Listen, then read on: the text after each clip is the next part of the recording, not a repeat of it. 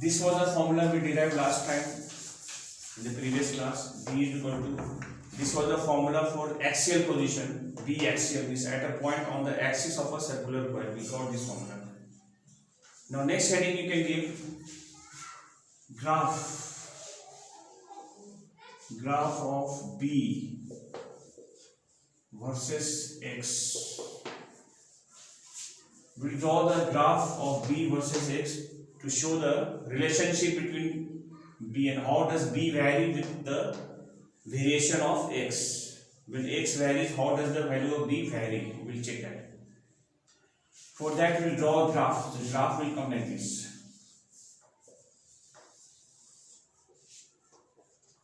This side will take B, this side will take X.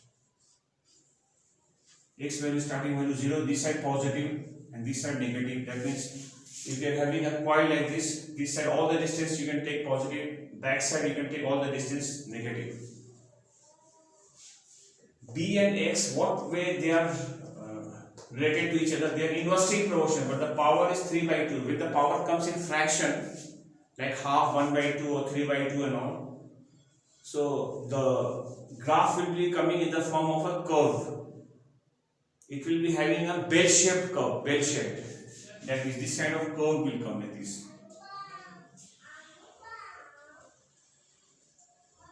Symmetrical on both sides, symmetrical curve.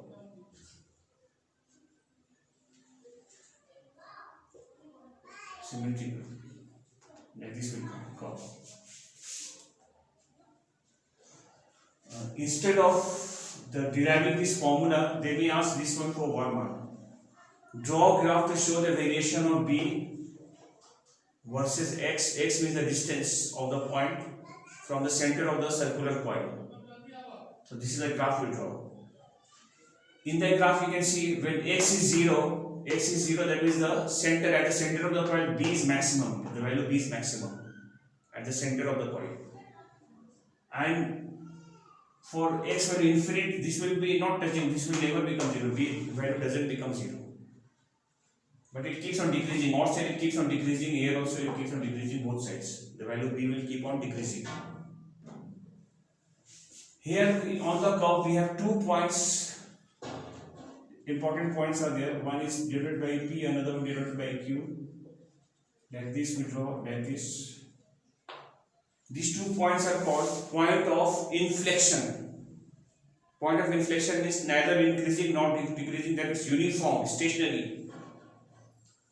And on the basis of mathematical derivatives or calculus, the value of X for these 2 points are found to be X value A by 2 here, and we write here X is equal to minus A by 2.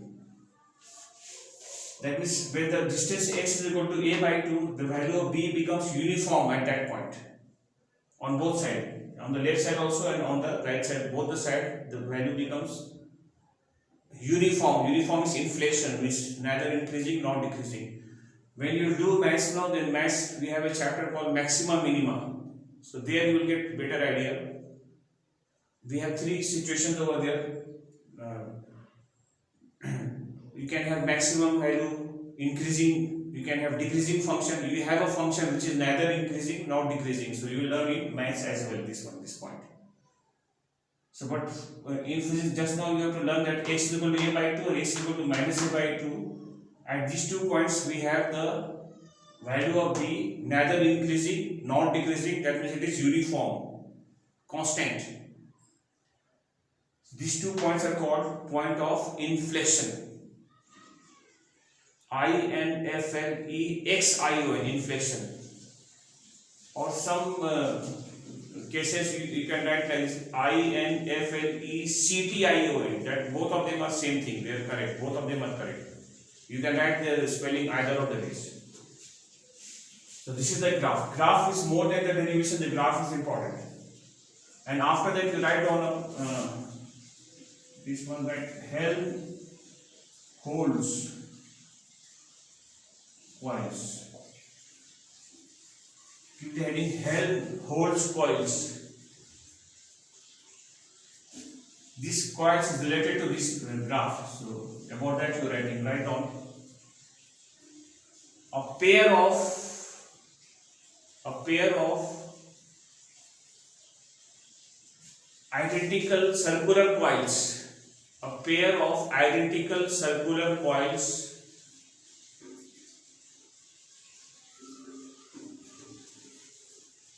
carrying same current, carrying equal current, carrying equal or same current, carrying equal or same current,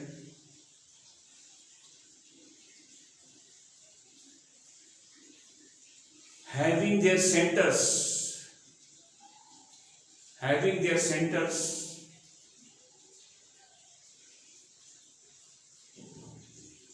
apart by a distance, apart by a distance equal to, distance equal to the radius of either of the coil, equal to the radius of the either of the coil,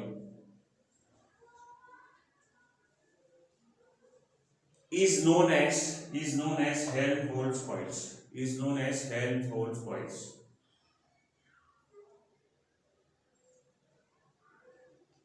Such coils are used, you can write down the application of this coil. Such coils are used to obtain, such coils are used to obtain uniform magnetic field, uniform magnetic field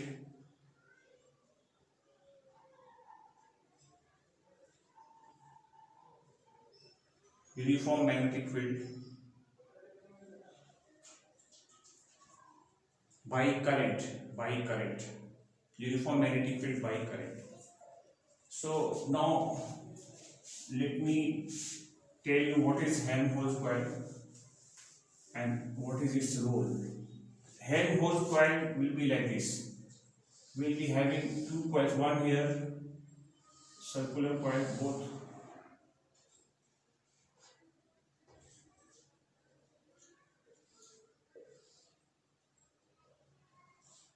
two coils, identical coil. What is the meaning of identical coils? Same size, means having same radius. Radius of this coil is A. Radius of this coil also same, A. And having same current flowing in the same direction here. Here also same current flowing in the same direction. Maybe this is clockwise direction, here also clockwise direction. Same current, having equal current or same current flowing in the same direction. And we keep their centers also apart from each other by a distance equal to radius of either of them, because radius of the coils are equal. So the distance between the centers will be also equal to A. Such coils are called Helmholtz coils. Better than the definitions, if you learn the diagram there and if you in the exam time you just draw the diagram, it's good enough. Otherwise you draw the diagram, so on what basis you are drawing the diagram, so you can write about that also. You can write about it. In the diagram what do you see? You see two coils, then a pair of identical coils. Please check the definition which you have written. A pair of identical coils carrying equal current or same current, having their centers apart by a distance equal to the radius of either of the coils. This is the construction of Helmholtz coil. Then such a coil, if you have a point exactly midway here, exactly in the midpoint here, so this is the point at the midpoint at X. At the midpoint we will have uniform magnetic field. Why uniform magnetic field? From this side the distance will be exactly A by 2. This whole thing is A, half of this A by 2, and from this side in the left side it will be minus A by 2. If you check the graph, refer to the graph, X is equal to plus A by 2 and X is equal to minus A by 2. At these two distances we have uniform magnetic field obtained. So Helmholtz coil diagram will be like this, and X is the midpoint of this line, midpoint of A, that is A by 2 here and here minus A by 2 exactly. And at that point we will have uniform magnetic field. So wherever we need to obtain or we need to have a uniform magnetic field due to current, circular coil, then we will go for Helmholtz coil. It is used in the in that cases to obtain uniform magnetic field. That is the application of Helmholtz coils. Hope this topic is covered, done. Now, last class we had done about the Biot-Savart's law of magnetism, and we used that law and found the magnetic field at the center of the circular coil, and we found the magnetic field at a point on the axis of circular, this case. And the formula was, you remember the formula, B equal to mu naught I dl sin theta by 4 pi r squared. That was Biot-Savart law. There is another law. That law is applicable for infinitely long conductor, either straight or maybe in the form of coil. What is the meaning of infinitely long? Infinitely long is very long. Anything which is very long, maybe a long wire and all, long straight wire. Ampere circuital law. Ampere circuital law of magnetism.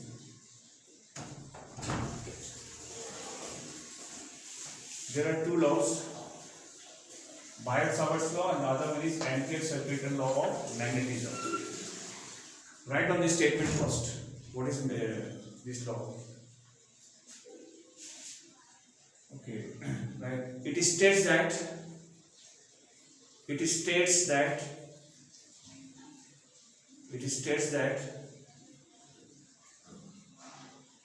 the magnetic field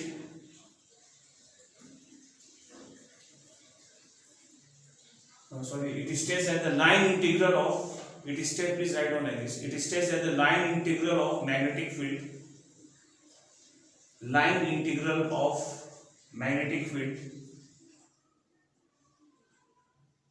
of current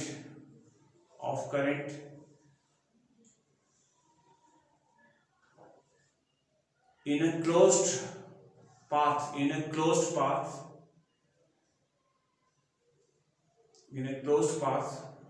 is equal to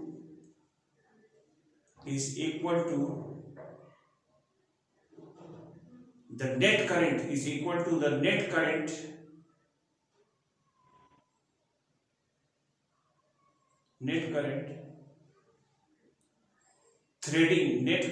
threading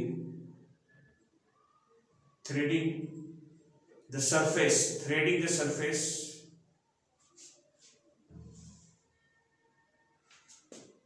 which contains the line.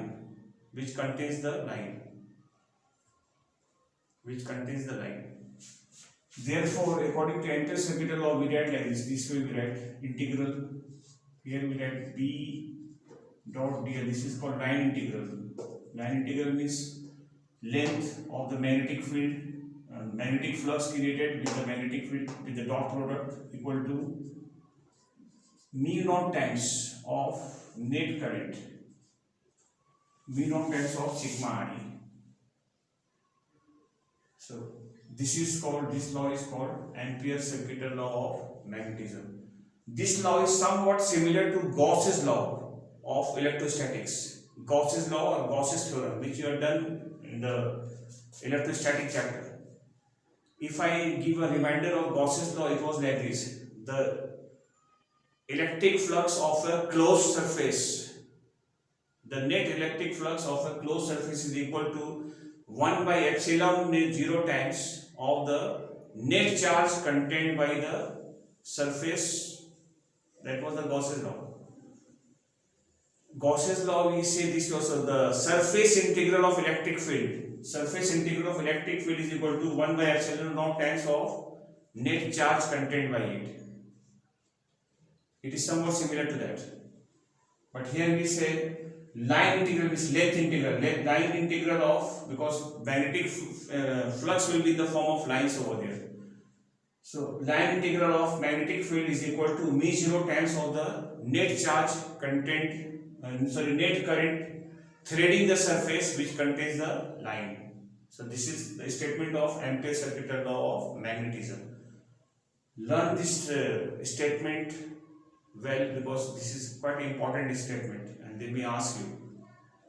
Now we'll do the application. Application of Ampere's circuital law. Write down application. Applications. Number 1. First one, magnetic field. In calculating the magnetic field at a point near and infinitely long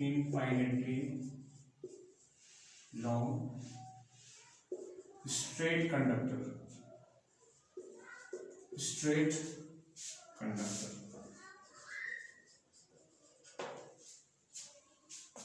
We are going to find for a straight conductor, circular conductor we found using the Biot-Savart's law.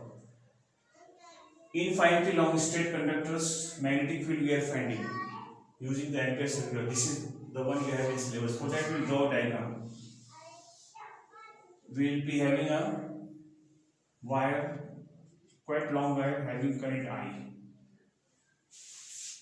Having the current I. We are having a point P near it. Point P is nearby. Where we want to find the magnetic field due to this current. So, magnetic field at the point P will be in the form of, that circles like this. So we'll show the magnetic, this one, line integral of this one. Right, dotted line, imaginary line will show.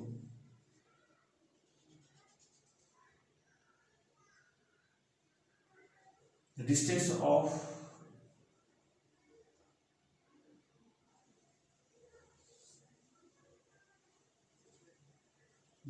this point will be A. Distance from the wire is A. Here we will be drawing a current element. You draw out here a small one and then draw the tangent out here. Like this is your magnetic field. This way. This is DL. This is DL. This is DL. DL is small length of the wire. We'll show the diagram like this because we know this is going to come in anti-clockwise because the current is going up anti-clockwise. We're drawing a tangent over there at that point. Tangent is drawn at that point. Okay. Diagram will carry 1 mark, remember it. Now we'll be writing here by Ampere's circuital law. Ampere's circuital law. We have only one such line created, so we just take that one line and we get B dot DL equal to mu naught of the current. What current is threading this surface? Threading is penetrating through this surface, that is only I. One current is only there, I. We expand this when it becomes as B dl cos theta. Between B and DL, how much is the angle? They are in the same direction, so the angle is 0 degrees, right? Cos 0 degree is equal to mu naught I. Cos 0 is 1, B will be odd. Integration of DL. What is the integration? When we integrate all such lengths here, all such lengths we integrate, that means we are summing up, we are adding them. So we get circumference of the circle. So this will become 2 pi A is equal to mu naught I. Therefore, the value of B will become mu naught I by 2 pi A. So this becomes the formula for magnetic field. Short derivation, but quite important. It is for 3 marks. Your question will come like this. State Ampere's circuital law of magnetism.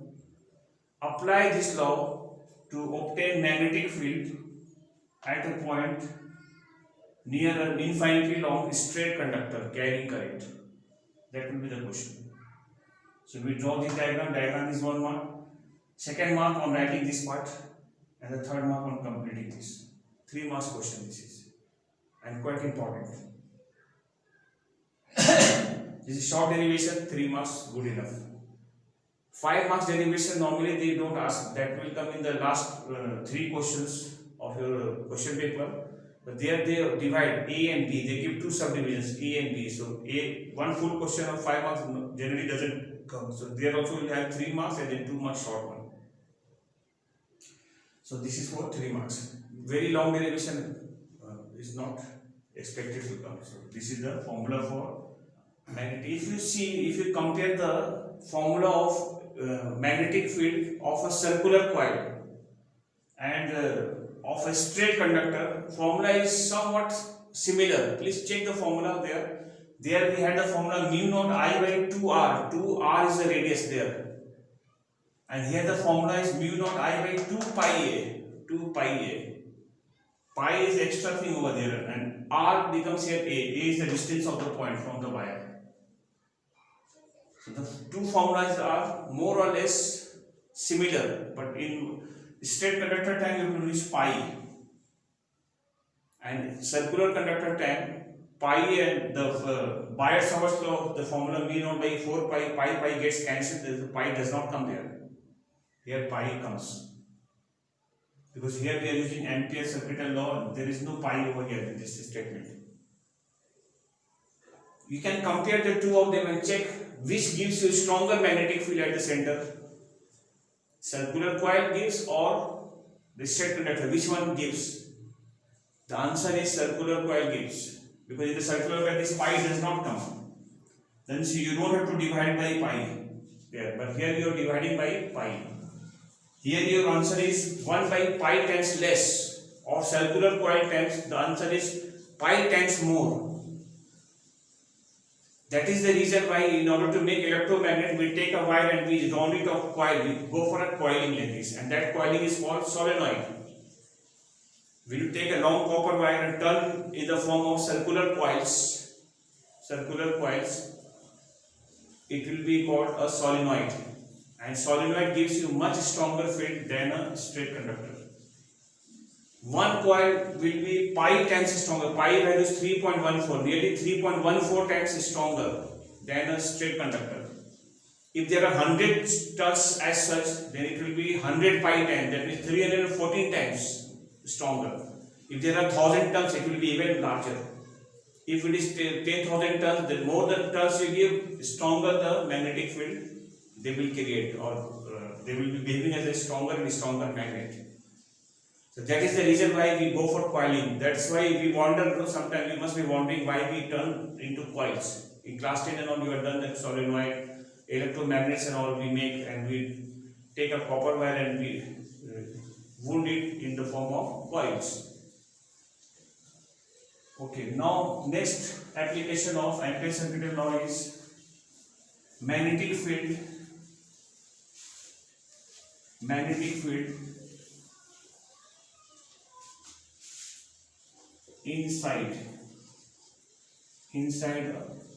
an infinitely long solenoid. Infinitely long solenoid. Magnetic field inside an infinitely long solenoid. That is the heading. First, what is a solenoid? Just now I said a long copper wire when turned in the form of coils such that the diameter of each coil is much less as compared to the length. That kind of wire is called solenoid. Actually, there are two types of solenoid: finitely long and infinitely long solenoid. Infinitely long solenoid will have diameter much less as compared to the length.